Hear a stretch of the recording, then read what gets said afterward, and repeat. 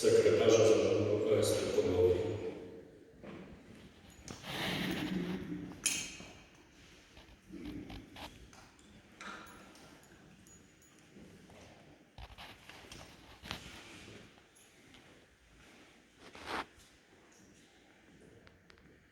Na wieczną służbę do Boga z naszej jednostki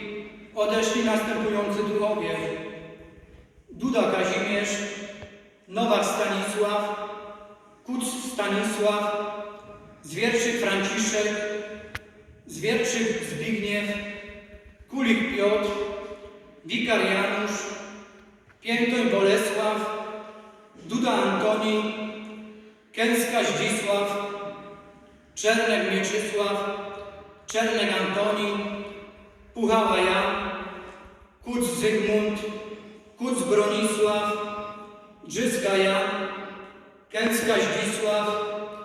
Wydra Wojciech, Kurek Stefan,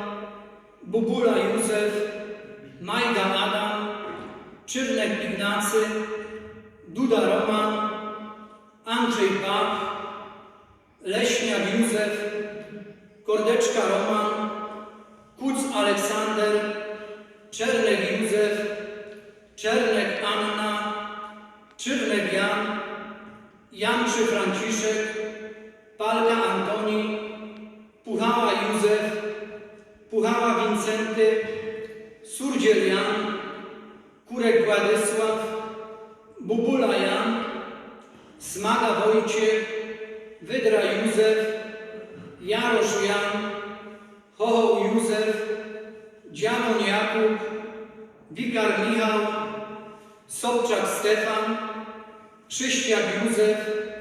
Michalczyk Józef, Tajdusz Józef, Szewczyk Wojciech.